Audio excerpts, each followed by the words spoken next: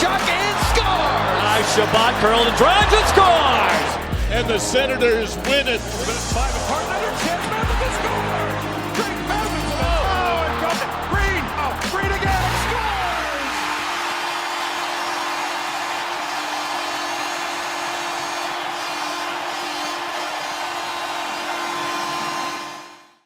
Welcome to SENS Talk. My name is Brandon, and I'm your host. Now, before we get started, please follow me on Twitter at SensTalk_ and on Instagram at SensTalk. Now, before we get into tonight's recap, there are a couple lineup notes to get to. Firstly, Tim Stützle still out of the lineup. He's out day-to-day, minor injury. Coaching staff is reiterating that there's nothing to be worried about. They're just trying to be precautionary, and they're trying to be careful with it. The good news, though, is Tim Stützle did skate today, and the next SENS game is on Saturday, which is in 2 days. So with the way things are trending, Saturday should be an optimistic return date for Stützle. We'll see when Saturday comes, but definitely look on Saturday for Stützle to return to the lineup, especially because the coaching staff continues to reiterate that Stützle is a minor injury, so Saturday should be reasonable. Now, Patrik Laine, he's out for the Winnipeg Jets again, and I don't know when he's going to return, but he's been really good this season, but he's been in a lot of trade rumors, so there's a lot of drama around Patrik Laine, so just wanted to mention that for the Jets fans watching this. Comment below what you're thinking about that whole fiasco. Seems like it's like the Dubois situation in Columbus there, I think, but comment below, maybe I'm wrong.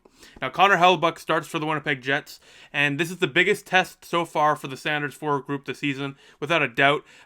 Connor Hellebuyck is 4-0 against the Ottawa Sanders in his career, and Ottawa, Freddie Anderson's a good goaltender, Jack Campbell's a fine backup, but Ottawa has not played a real top 5 goaltender until now. Connor Hellebuyck's a top 5 goaltender in the league, so it's interesting to see. I'm interested to see, anyways, how Ottawa is gonna, their forward group is gonna respond to such a test. Now, speaking of the forward group, the lineup is as follows: the first line, Brady Tkachuk with Norris and Batherson, the Chuck Norris line they call it. Second line, Galchenyuk with Derek Stepan and Evgeny Dadonov. Galchenyuk remains in Tim Stützle's spot. Third line, Paul, Turney, and Connor Brown. The fourth, Cedric Paquette with Watson. And centering that line, it's Colin White. He draws in. He takes out Artem Anisimov. Now, the pairings for defense is Shabbat with Gudbranson, Riley with Zaitsev, Coburn with Josh Brown. So Matt Murray is starting, and the scratch is Artem Anisimov and Christian Wolanin. Now, I don't understand why Christian Wolanin was scratched in tonight's game.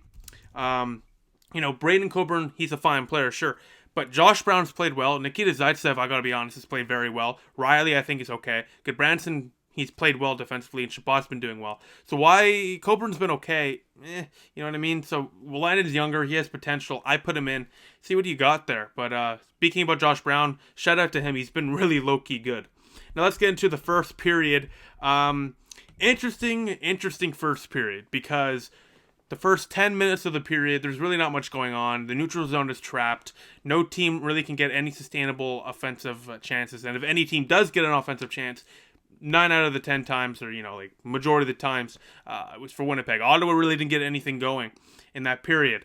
And that, continued until 12 minutes in, where the Jets capitalized on the fact that Sanders weren't getting anything going, because Andrew Kopp skated into the zone. He dropped it off to Nikolai Ehlers, and there's plenty of space. The defense backed up.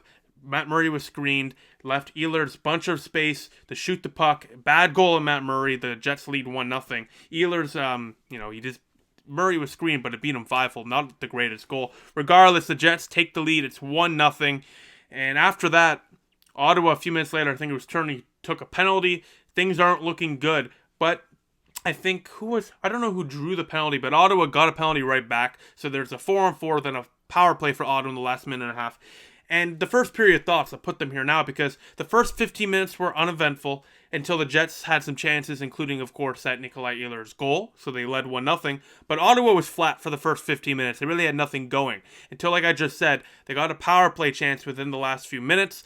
And they got some good offensive chances there. I'm not going to lie. There was some really good passing, some really good creativity. They were moving the puck, and they got some good chances. So hopefully, going into the second period, the Sanders can continue that positive offensive momentum. But we shall see. Let's get to my second period reaction now. Well, that was a terrible second period for the Ottawa Senators. We're going to get into why it was terrible, but first let's break down what happened in that period to make it terrible for the Ottawa Senators. So we get to 4 minutes into the period. Ottawa's not doing great right off the bat. And 4 minutes in, Mark Scheifele bangs home a rebound. Basically what happened here, Chabot and Zaitsev pinched up way too early. They moved out of the front of the net area, leaving the front of the net wide open, which left Ehlers to get a shot off. Scheifele put the rebound in, and the Jets lead 2-0. And the Jets did not stop. They did not stop the Jets, ladies and gentlemen, because 3 minutes later, Tom Chabot loses his man, Trevor Lewis, who goes on a breakaway on Matt Murray. He beats Murray, but can't beat the net. He hits the post. But the rebound, it's put in by Adam Lowry. The Jets take the lead. It's 3-0. So the second goal, Chabot and Zaitsev pinched up, leaving Ehlers and Scheifele in front. And then the third goal, for the Jets, Chabot lost his man to Lewis. So that first pairing with Goodbranson and Chabot is not working. And I can't believe I'm going to say this. I want Nikita Zaitsev with Chabot. Nikita Zaitsev has been playing well this game and in this whole season so far. And analytically, they've been very good as well together, Chabot and Zaitsev. Goodbranson and Chabot is not working whatsoever. So they need to they need to put Zaitsev with Chabot for the third period, because that's 2 goals in a row in a span of 3 minutes where that defensive pairing blew it. Now, we move on.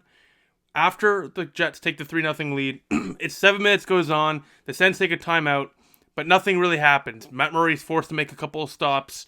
The Sens get no chances, really. Take a couple of penalties. They're just not generating any offensive chances. And then Mark Scheifele with a beautiful pass through the defense to Blake Wheeler. He dekes out Matt Murray, and the Jets lead 4-0. And guess who the defensive pairing was on that goal? It was Tom Chabot and Eric Goodbranson. That is 3 goals in a span of 10 minutes on that pairing.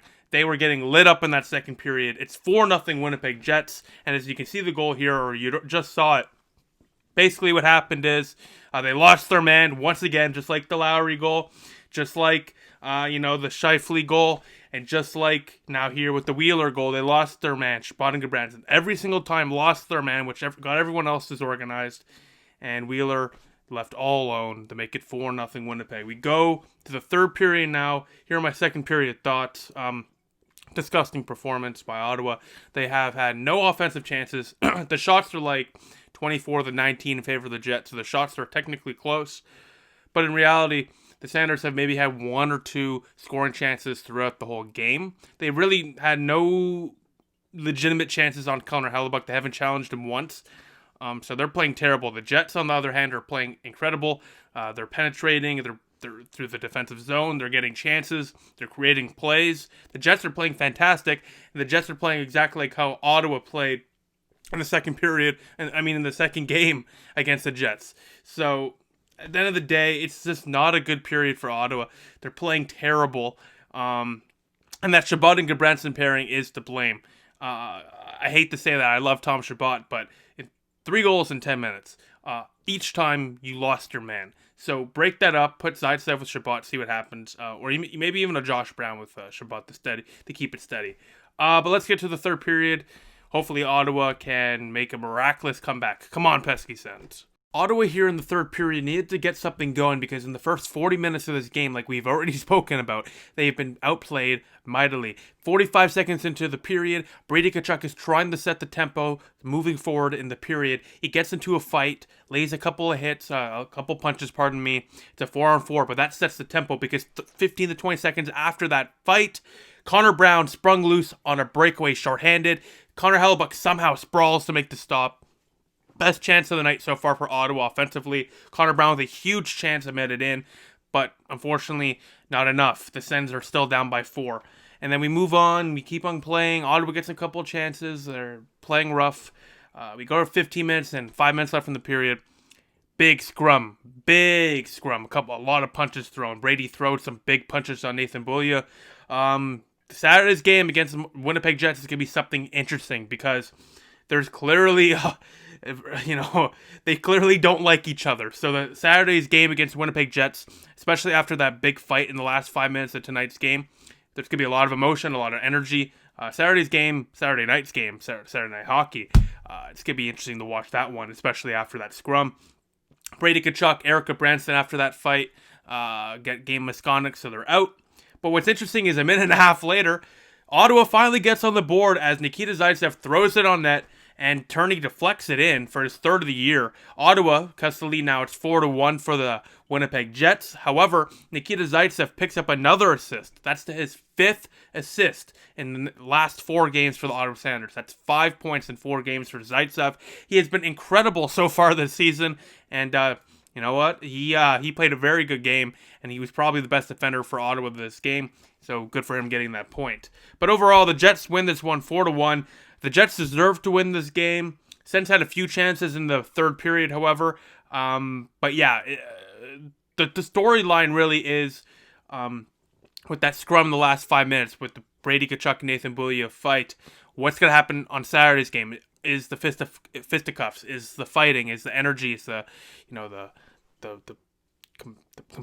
competition level? Is that going to continue on Saturday night's game? Let's see. Hopefully, maybe this isn't one of those rivalries that's going to be carved out during a weird season like this. We'll see. But yeah, Winnipeg deserved to win this game. Shots on goal looked close. Total was 29-28 in favor of the Winnipeg Jets.